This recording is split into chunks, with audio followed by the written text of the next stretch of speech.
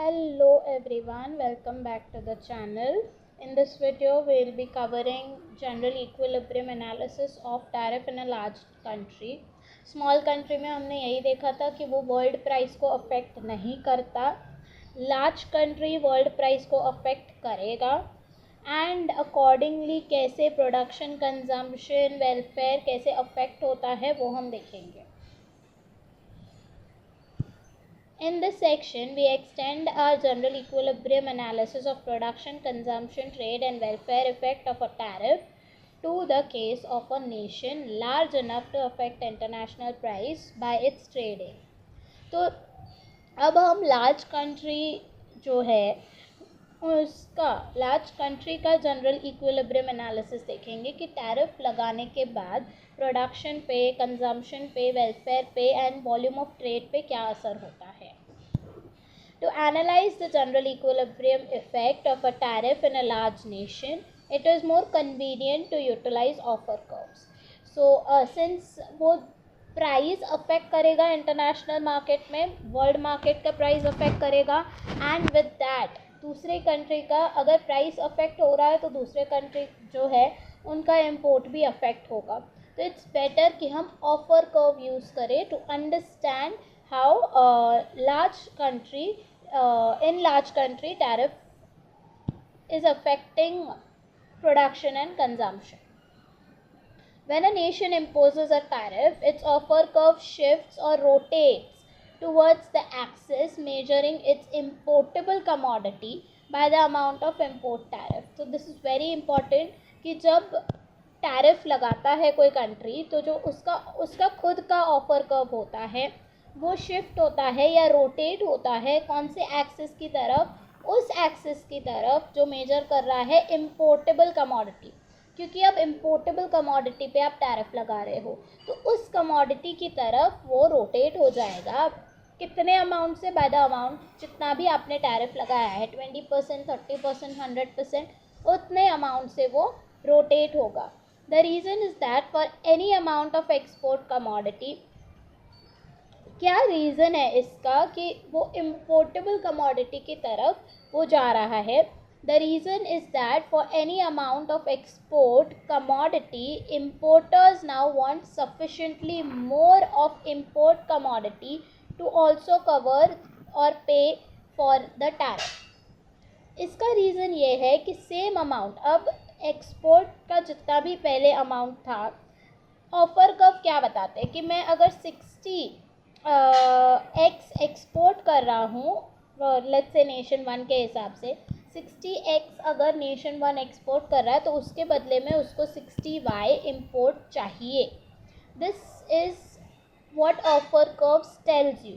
कितने amount ready है nation export करने के लिए फॉर इट्स इम्पोर्ट. तो अब क्योंकि टैरिफ लग चुका है तो टैरिफ क्योंकि अब प्राइस ज़्यादा हो गया है तो इस सेम एक्सपोर्ट के लिए अब ज़्यादा अमाउंट ऑफ इम्पोर्टेबल कमोडिटी चाहिए ताकि वो टैरिफ पे कर सके.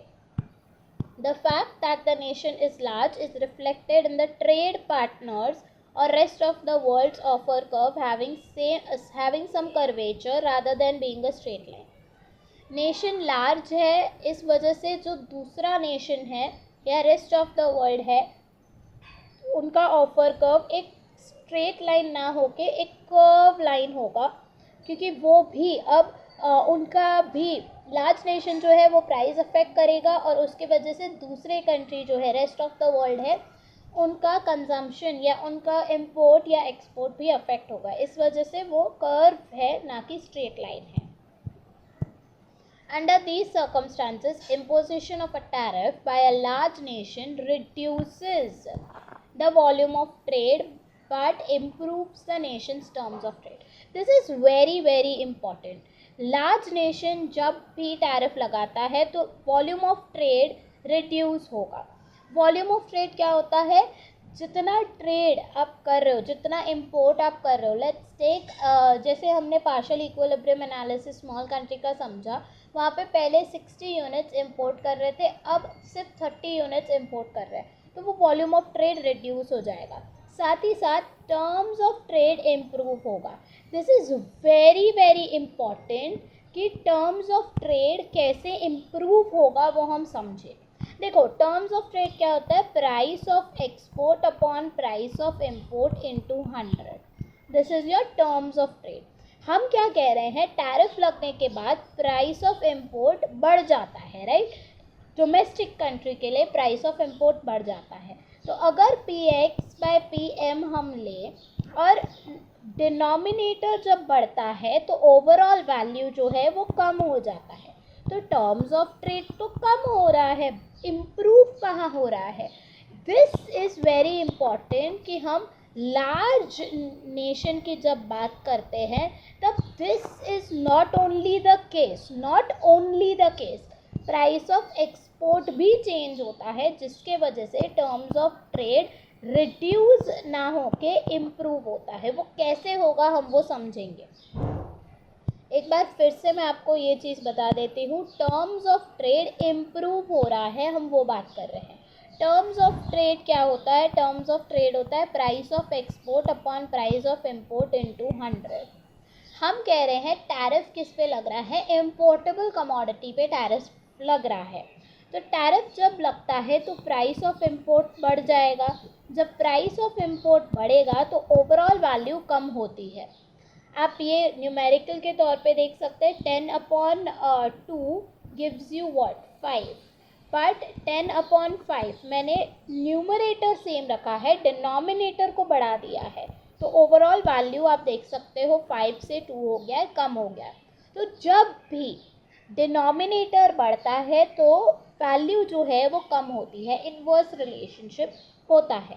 लेकिन ये चीज़ हमें तो यहाँ पे कहा गया कि टर्म्स ऑफ ट्रेड इम्प्रूव होगा, यानी टर्म्स ऑफ ट्रेड बढ़ेगा, लेकिन यहाँ पे टर्म्स ऑफ ट्रेड कम दिखा रहा है, विच इज़ वेरी इंपॉर्टेंट। क्यों? क्योंकि लार्ज नेशन की बात हो रही है। Large nation price of export को भी अफेक्ट करेगा, जिसके वजह से ओवरऑल वैल्यू रिड्यूस ना होके इम्प्रूव होगी। वो कैसे होगी हम वो यहाँ पे देखेंगे। Reduction in volume of trade by itself tends to reduce the nation's welfare.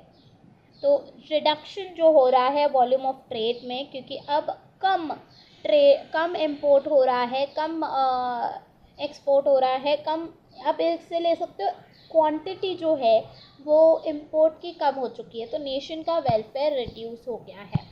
while improvement in terms of trade tends to increase nations of welfare. improvement in terms of trade क्या होता है? terms of trade का बढ़ना। ये चीज़ कब होगी? जब price of export greater than price of import होगा। प्राइस ऑफ एक्सपोर्ट ज़्यादा है, प्राइस ऑफ इम्पोर्ट कम है, तो ओवरऑल वेलफेयर इंक्रीज होगा, क्योंकि आपका एग्रीगेट डिमांड बढ़ता है, क्योंकि एक्सपोर्ट ज़्यादा है, एक्सपोर्ट से आपको अर्निंग ज़्यादा मिल रही है, इम्पोर्ट आप कम कर रहे हो, खर्चा कम कर रहे हो, तो आपका ओवरऑल अर्निंग आप सरप्लस में हो, तो ओवरऑल वेलफेयर बढ़ रहा है। तो टर्म्स ऑफ ट्रेड के तौर पे नेशंस वेलफेयर बढ़ रहा है, वाइल वॉल्यूम ऑफ ट्रेड, तो ये मैं एक चीज़ यहाँ पे लिख लेती हूँ, जो वॉल्यूम ऑफ ट्रेड है वो कम हो रहा है, जिसकी वजह से वेलफेयर कम होगा। लेकिन टर्म्स ऑफ ट्रेड जो है वो इम्प्रूव होगा, जिसके वजह से वेलफेयर इम्प्रूव होगा। बट कौन सा इफेक्ट ज़्यादा होगा, बिगर कौन सा होगा इफेक्ट, उस हिसाब से वेलफेयर इंक्रीज या रिड्यूस होगा। Whether the nation's welfare actually rises or falls depend on net effect of these two opposing forces. तो एक तरीके से वेलफेयर को कम कर रहा है, दूसरे तरीके से इंक्रीज कर रहा है वेलफेयर को।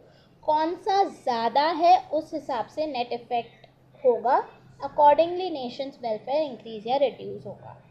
This is to be contrasted to the case of small country imposing a tariff, where the volume of trade decline but the terms of trade remain unchanged, so that the small nation's welfare always declines. तो small country के case में क्या था? हमने देखा था small country जो है उधर जो वॉल्यूम ऑफ ट्रेड है वो तो डिक्लाइन हो रहा है, 60 से 30 हो गया था इम्पोर्ट्स, लेकिन टर्म्स ऑफ ट्रेड जो था वो अनचेंज था। क्यों? क्योंकि ओवरऑल नेशन के लिए, स्मॉल नेशन के लिए, ओवरऑल नेशन के लिए प्राइस सेम था। Remember that thing, overall nation के लिए प्राइस ऑफ इंपोर्ट सेम था, इस वजह से टर्म्स ऑफ ट्रेड अनचेंज था, तो वॉल्यूम ऑफ ट्रेड कम हुआ जिसकी वजह से वेलफेयर कम हुआ। टर्म्स ऑफ ट्रेड सेम है तो वेलफेयर सेम है, तो वेलफेयर नेट इफेक्ट क्या कह रहा था कि वेलफेयर कम हुआ था स्मॉल नेशन के लिए। अब हम लार्ज नेशन का इलस्ट्रेशन देखेंगे, ग्राफ देखेंगे एंड समझेंगे कैसे टर्म्स ऑफ ट्रेड और वॉल्यूम ऑफ ट्रेड अफेक्ट कर रहा है वेलफेयर को। The imposition by nation 2 of 100% ad valorem tariff on its import of commodity X is reflected in nation 2's offer curve rotating to offer curve 2- in figure 8.6। तो ये nation 2 का offer curve है, ये जो है ये nation 2 का offer curve है, ये X है ये Y है, sorry 1 second, this is the original offer curve before tariff ये नेशन 2 का ऑफर कर्व है, ये नेशन 1 का ऑफर कर्व है, ठीक है। Before tariff they are at point E 60X and 60Y, with trade वो इम्पोर्ट एंड एक्सपोर्ट कर रहे हैं। अब 100% टैरिफ लग चुका है, 100% टैरिफ लगने के बाद ऑफर कर्व जो है वो इम्पोर्टेबल कमोडिटी की तरफ बेंड होगा। तो आप देख सकते हो इधर बेंड हो रहा है 2-, इम्पोर्टेबल कमोडिटी X है, X की तरफ बेंड हो रहा है। This is new offer curve y nation 2। अब वो यहाँ पे जो है E- पे जो है वो इक्विलिब्रियम पे है। Note that the tariff distorted offer curve 2- is at every point 100% or twice as distant from y-axis as offer curve 2। तो ये twice the distance पे है। अगर आप देखें ये,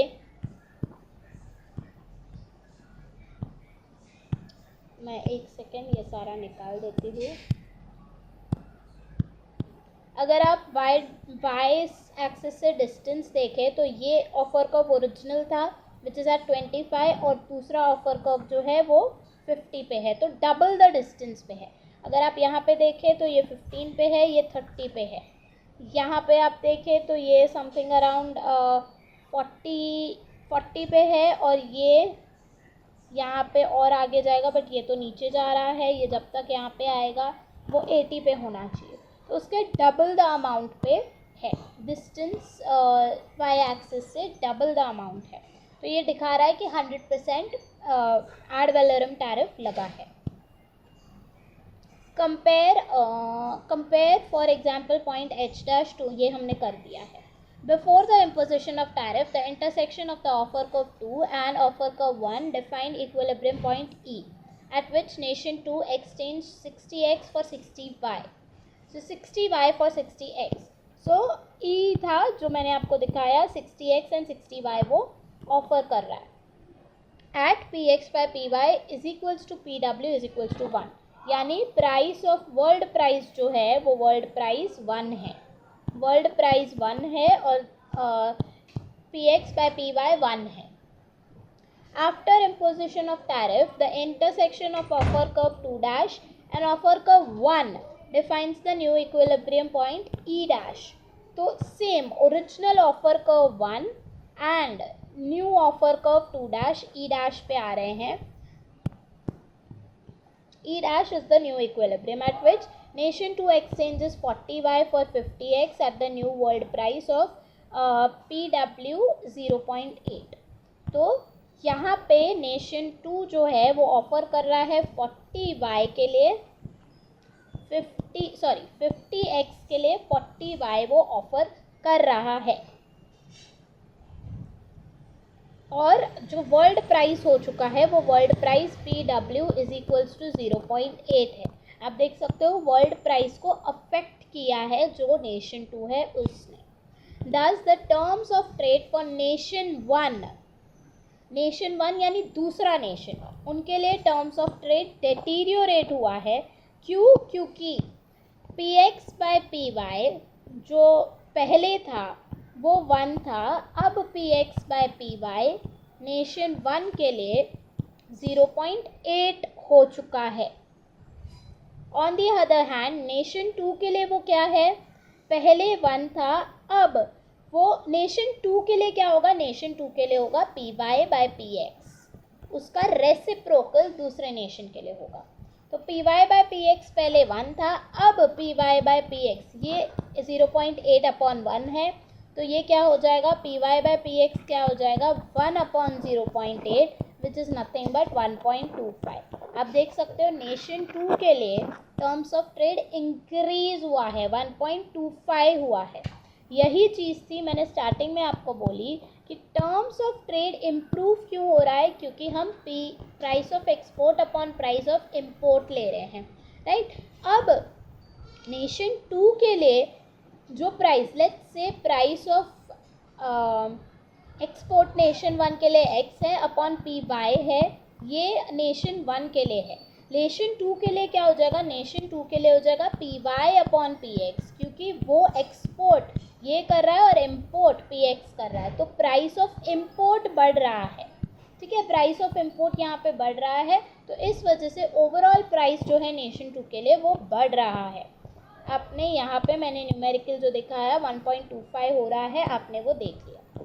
तो नेशन 2 के लिए जो जिस नेशन की बात कर रहे हैं, जिस नेशन ने टैरिफ लगाया है, उसके लिए टर्म्स ऑफ ट्रेड बढ़ चुका है। Note that for any tariff rate the steeper or less elastic nation 1's offer curve is more its terms of trade deteriorate and nation 2's improve. जितना steeper होगा, जितना लेस इलास्टिक होगा, less elastic मतलब हमें ज़्यादा फर्क नहीं पड़ता है, उतना ही टर्म्स ऑफ ट्रेड डेटीरियोरेट होगा नेशन 1 के लिए और उतना ही नेशन 2 के लिए इम्प्रूव होगा। So this is very important कि जितना स्टीपर होगा और लेस इलास्टिक होगा नेशन 1 का ऑफर कर्व, उतना टर्म्स ऑफ ट्रेड नेशन 1 का डेटीरियोरेट होगा और नेशन 2 का इम्प्रूव होगा।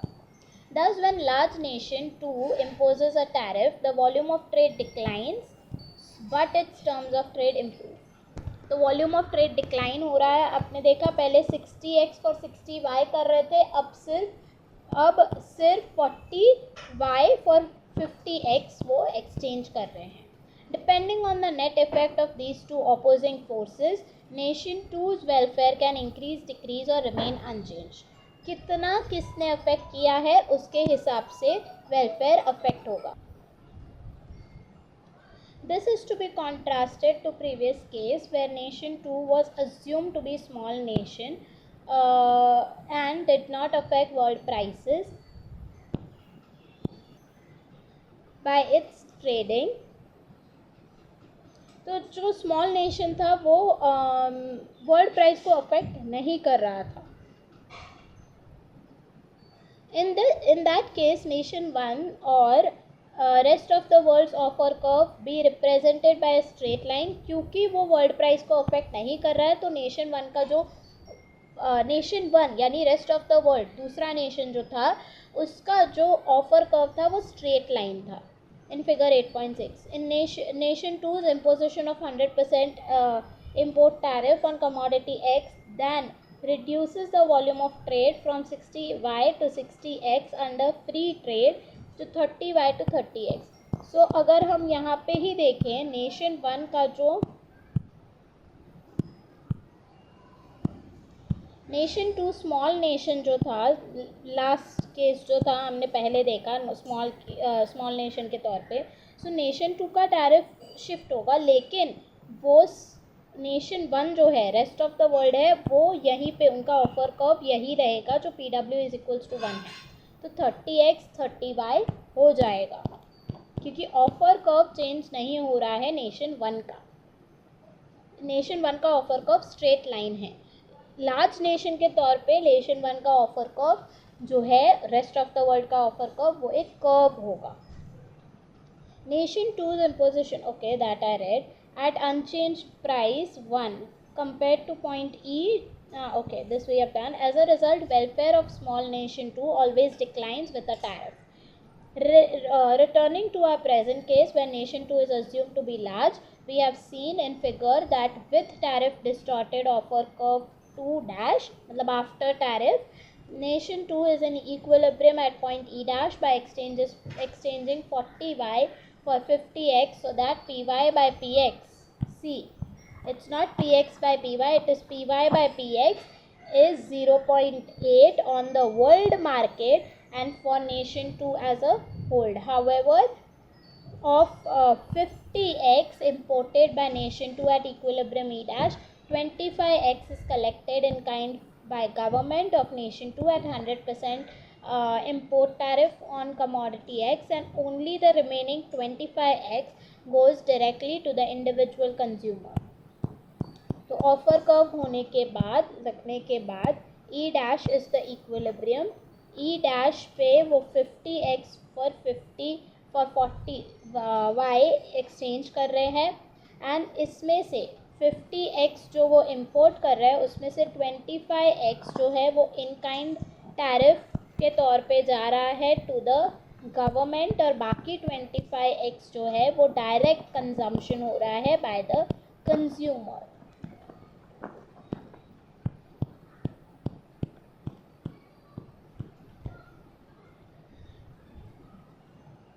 As a result, for individual consumer and producer in nation 2, px by py which is pd is 1.6. तो individual consumer and producer के लिए जो प्राइस है terms of trade है वो 1.6 है, और twice as much as the price on the world market and for the nation as a whole. So 0.8 जो था वो world market के लिए था, 1.6 जो है वो consumer and producer के लिए होगा. Since the relative price of importable commodity X rises for individual consumer and producer in nation 2, Stopler-Samuelson theorem also holds and W rises. So, जो importable commodity है जिस पे टैरिफ लगाया है उसका रिटर्न बढ़ेगा, तो लेबर का रिटर्न नेशन 2 में बढ़ेगा, विच इज़ वेजेस बढ़ेगा when we assume that nation 2 is large. Only in the unusual case where px by py fall for individual consumer and producer after nation imposes a tariff will the theorem not hold and W fall in nation 2. Only when producer and consumer के लिए जो price है वो कम होगा, 1.6 ना होके reduce हो रहा है, उस केस में स्टॉपलर-सैमुएल्सन थ्योरम होल्ड नहीं करेगा. यानी जो इम्पोर्टेबल कमोडिटी का जो इनपुट है, लेबर है, उनका जो वेजेस है वो कम होंगे, वेजेस इंक्रीज होने चाहिए अकॉर्डिंग टू थ्योरी, बट ये कम होंगे. This is known as Metzler's paradox, जो कि अपेंडिक्स में एक्सप्लेन किया गया है. इफ़ यू वांट कि मैं मेट्सलर्स पैराडॉक्स पे एक्सप्लेनेशन एक वीडियो बनाऊँ, एक्सप्लेन करूँ, तो आप प्लीज़ कमेंट्स में ज़रूर लिखिएगा, मैं ज़रूर उस पर वीडियो बनाऊँगी. Also to be pointed out is that the Stopler-Samuelson theorem refers to long run when all factors are mobile between the nations industry. See, वो क्या कह रहे हैं कि वेजेस इंक्रीज होगा. वेजेस कब इंक्रीज होगा? जब लेबर का डिमांड बढ़ेगा. लेबर का डिमांड कब बढ़ेगा? जब वो वेरिएबल होगा. वेरिएबल लॉन्ग रन में ही होते हैं. ऑल इनपुट्स वेरिएबल कब होते हैं? लॉन्ग रन में. If one of the two factors, say capital is immobile मतलब वो ज़्यादा वेरी नहीं कर सकते, एक जगह से दूसरी जगह इजीली नहीं मोबाइल हो सकते, वो शॉर्ट रन का केस हो जाता है. Effect of tariff on factor income will differ from postulated by the theorem and is explain in section. तो अगर वो स्पेसिफिक है, स्पेसिफिक फैक्टर मॉडल हमने बिफोर टैरिफ जो पार्ट 1 था उसमें किया है. स्पेसिफिक फैक्टर मॉडल यानी जो इमोबाइल है, कैपिटल या लेबर इमोबाइल है, तो किसका रिटर्न बढ़ता है वो हमने स्पेसिफिक फैक्टर मॉडल में देखा है. यहाँ पे भी after tariff specific factor model कैसे अफेक्ट होता है वो अपेंडिक्स में दिया गया है, आप रीड कर सकते हैं. अपेंडिक्स 8.5 में आपको वो चीज़ दी गई है. मेट्सलर्स पैराडॉक्स 8.4 में दिया गया है. इफ़ यू वांट कि मैं इन दोनों पे एक वीडियो बनाऊँ तो ज़रूर कमेंट्स में लिखिए, कमेंट्स में आएगा तब मैं वीडियो बनाऊँगी. Till then you keep watching the journey of understanding economics.